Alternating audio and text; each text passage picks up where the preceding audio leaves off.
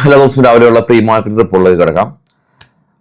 നമ്മൾ മാർക്കറ്റ് ഇന്നലെ ക്ലോസ് ചെയ്തതിനു ശേഷം ഗംഭീരമായിട്ടുള്ളൊരു നാടകമാണ് അരങ്ങേറിയത്. ട്രംപിൻ്റെ ഒരു ലൈവ് പ്രസ് മീറ്റ് ഉണ്ടായിരുന്നു. ആ ഒരു പ്രസ് മീറ്റിൽ ഇറാനായിട്ട് വളരെ പ്രൊഡക്റ്റീവായിട്ടുള്ള ഡിസ്കഷൻ നടന്നു. 5 ദിവസത്തേക്ക് വെടിനിർത്തൽ പ്രഖ്യാപിച്ചതായിട്ട് ട്രംപ് അറിയിച്ചു.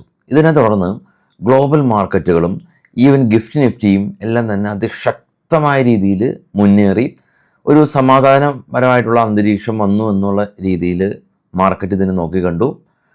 അതിനുശേഷമാണ് ഇറാൻ്റെ ഭാഗത്തുനിന്ന് അതുവരെ ഒരു ഔദ്യോഗികമായിട്ടുള്ളൊരു പ്രതികരണം ഉണ്ടായിരുന്നില്ല, ഇസ്രായേലിൻ്റെ ഭാഗത്തുനിന്നും ഉണ്ടായിരുന്നില്ല.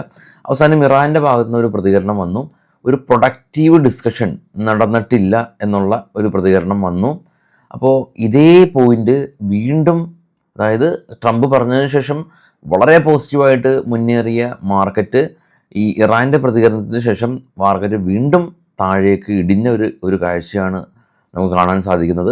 നമുക്ക് ഗ്ലോബൽ മാർക്കറ്റിൽ നിന്ന് കണ്ടുവരാം, അപ്പോൾ ഒന്ന് മനസ്സിലാകും.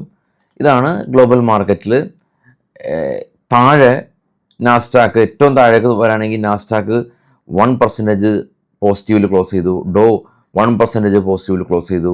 3 യൂറോപ്യൻ മാർക്കറ്റിൽ FTSE ഒഴികെ ജർമ്മനും ഫ്രാൻസും പോസിറ്റീവിൽ ക്ലോസ് ചെയ്തു. അതായിരുന്നു കഥ. എന്നാൽ ഇനി ഏറ്റവും ടോപ്പിലേക്ക് പോകുകയാണെങ്കിൽ കാണാൻ സാധിക്കും ഗോൾഡ് വീണ്ടും ഇടിഞ്ഞു, സിൽവർ വീണ്ടും ഇടിഞ്ഞു, ബിറ്റ് കോയിൻ പോസിറ്റീവായിട്ട് നിൽക്കുന്നുണ്ട്. ഗിഫ്റ്റ് നിഫ്റ്റി അവിടെയാണ്. ഗിഫ്റ്റ് നിഫ്റ്റി 22,877, നമുക്കുള്ള ക്ലോസിങ് 22,500. അപ്പോൾ slightly positive opening may be കിട്ടിയേക്കാം. പക്ഷെ നമുക്കൊരു 1000 പോയിൻറ്റിൻ്റെ ഗ്യാപ്പ് അപ്പ് കിട്ടേണ്ടതായിരുന്നു, പക്ഷെ അത് നഷ്ടപ്പെട്ടു. ഡോ ഫ്യൂച്ചർ ഇപ്പോൾ ട്രേഡ് ചെയ്യുന്ന ഡോ ഫ്യൂച്ചർ നെഗറ്റീവാണ്. നാസ്ഡാക്ക് ഫ്യൂച്ചർ ഇപ്പോൾ ട്രേഡ് ചെയ്യുന്ന നെഗറ്റീവാണ്. എന്നാൽ Asian market China X200, Australia, KOSPI, Japan ഇവർ ഇടിയണോ വേണ്ടയോ എന്നുള്ള രീതിയിൽ ഇപ്പോൾ ശങ്കിച്ച് നിൽക്കുകയാണ്. ഇതാണ് US മാർക്കറ്റിൽ ലിസ്റ്റ് ചെയ്ത ഇന്ത്യൻ ADR സ്റ്റോക്കുകൾ. വളരെ പോസിറ്റീവായിട്ടായിരുന്നു എല്ലാ സ്റ്റോക്കുകളും ക്ലോസ് ചെയ്തത്, പക്ഷെ അതൊന്നും നമുക്ക് കാണാൻ സാധിക്കില്ല.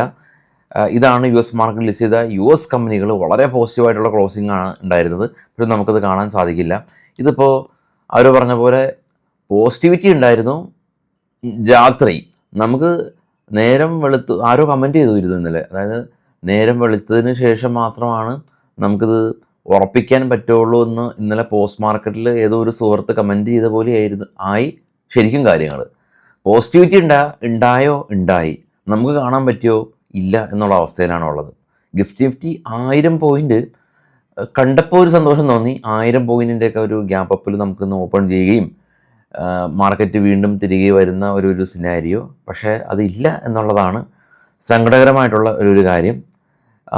ഇതാണ് നമ്മുടെ പ്രീ മാർക്കറ്റ്. കാരണം സ്റ്റോക്കുകളിൻ്റെ വാർത്തകളിൽ അനുസരിച്ച് ആ സ്റ്റോക്ക് റിയാക്ട് ചെയ്യപ്പെടണമെന്ന് ഒരു നിർബന്ധമില്ല. വളരെ ജിറ്ററിയാണ് മാർക്കറ്റ്, അപ്പ് ആൻഡ് ഡൗൺ ആണ്. ഇപ്പോൾ ഗിഫ്റ്റ് നിഫ്റ്റിയുടെ ചാർട്ട് നിങ്ങളിപ്പോൾ നോക്കിയാൽ മനസ്സിലാക്കാൻ സാധിക്കും.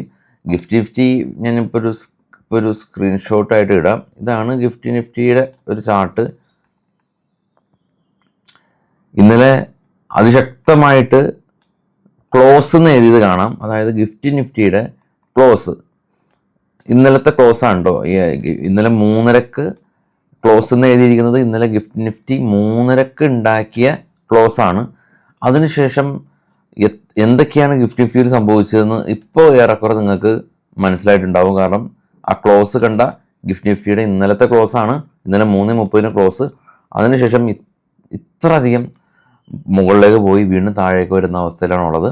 അപ്പോൾ എനിവേ നമുക്ക് വൈകിട്ട് നല്ല വാർത്തകൾ കേൾക്കട്ടെ എന്ന് പ്രത്യാശിക്കാം. ശുഭദിനം നേരുന്നു. Thank you.